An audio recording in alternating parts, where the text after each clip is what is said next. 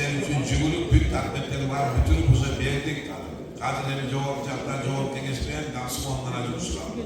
Кара Суу районунун Бирдик айылына айыл статусу бериле элек. Бул боюнча маселе бүгүн президенттин Ош облусундагы өкүлүнүн Жоош айыл аймагынын эли менен болгон жолугушуусунда айтылды. Таалайбек Разаков аталган айылда 500гө жакын түтүн жашай турганын, айыл статусу берилбей жаткандыктан жол, бала бакча, мектеп куруп берүү иштери чечилбей келе жатканын билдирди. 40 жылга жакындап калдык айыл болуп жашап атканыбызга азыр уже 400 түтүн жашап калдык жаңы чектери менен. 500 түтүнгө жакын эл бар о жерде. Бир эки көчө нарагырагыбызда жашайт. Жолубуз өтө мышыйлай турган.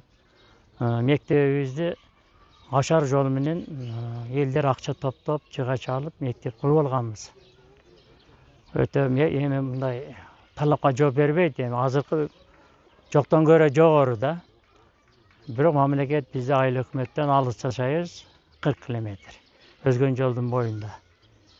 Бирок биздин жерибиз, түз жер жок бизде.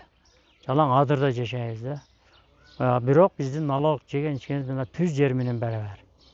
Биз эл кыйналып жашайт эми о жерде. Район акими бүгүнкү күндө Кара Суу боюнча 20га жакын айылдын статусу жок экенин маалымдады. Көп жылдан бери айыл статусун ала албай жаткан конуштарда буга чейин документтештирүү иштери жүргөн эмес. Учурда 12 айылга статус алуу боюнча керектүү иштер аткарылып бүтүп калды. Албетте Кыргыз Республикасынын мыйзамдарынын талаптарынын негизинде айылдык статус берилгенден кийин гана акча каражат жумшалат.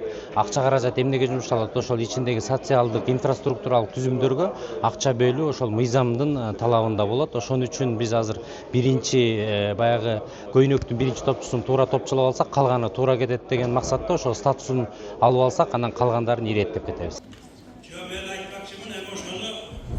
Элдик жыйында мындан сырткары турак жай салууга жер тилке ала албай жаткандардын маселеси, электр жарыгы жок айылдардын көйгөйлөрү жана суга суу, социалдык объектилердин жетишсиздиги дагы айтылды. Анын ичинен Большевик айылынын тургуну турак жай салган жер тилкесине кызыл китеп алып, мыйзамдаштыра албай жүргөнүн айтты. Былтыр мунапсыга үйүбүздү илешпей калды да.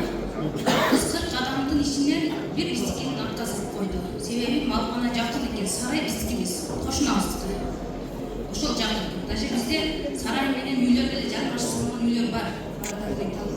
Биз отказ болуп калды. Былтыр 5 жыл чыкканын мен коюп барчы. Ушундай кашардын же болбосо жанагындай уулуу заттардын аралыгындагы отчуждениянын нормасы буларда кагаз түрүндө положенияда жазылып калган. Ошондон булар кыпындай эле чыга албайт. Бул нормадан. Азыр Канат Касенович айтат, ошол норманы азайтып берүү боюнча министрликке кайрылып, нормасын кыскартып бербейсиңер деп. Бул киши чече албайт да, анткени бул киши кагазда кандай жазылса, ошол нормадан чыга албайт. Тиги ээси макулдук берсе дагы, мен кызматкерге айтайын. Сиз жана нормасы мотор катчасы болуп койсуңарбы? Ошол норманын мотор үчүн бар 2 жыл жүгүрөт. Мен депутат болуп 1 жыл жүгүрдүм. Жөн эле мындайда 2 жактан кетип карап атып, тетиги бир жактан келип бирөөбүздүн нормасы карап атып, мен муну жашап аткан эл да. Жеринен эле кашардын эсмес каршылыгы жок болсо ошол жеринен эле бүтүп койбойсуңарбы? Облус башчысынын жолугушууларында 50%дан көбү жеке көйгөйлөрүн көтөрүшүүдө. Айрыкча укуктук маселелер менен келгендер көп. Ошондуктан жолугушууларда сот, прокуратура жана облустук милициянын өкүлдөрүнө өзүнчө бурч уюштурулуп, жарандардын арыздары жеринен кабыл алынып жатат. Мен ошол Осрексдин жана баягы муну алып атпайбы мага берди. Жакшы менен копия чыгарып алган экен. Азыр ушундай заман болуп деп чыгарып ал деди. Башын иштебейм, эмне бердиң токтотду деп. Видеолор бар менде. Элдик жыйындагы айтылган арыз, сунуштардын айрымдары жеринен чечилип, калгандарын жөнгө салуу боюнча тиешелүү кызматтарга тапшырма берилди. Облус башчысы Аманкан Кенжебаев бул күнү мындан тышкары Мады, Башбулак айыл өкмөттөрүнүн эли менен жолукту.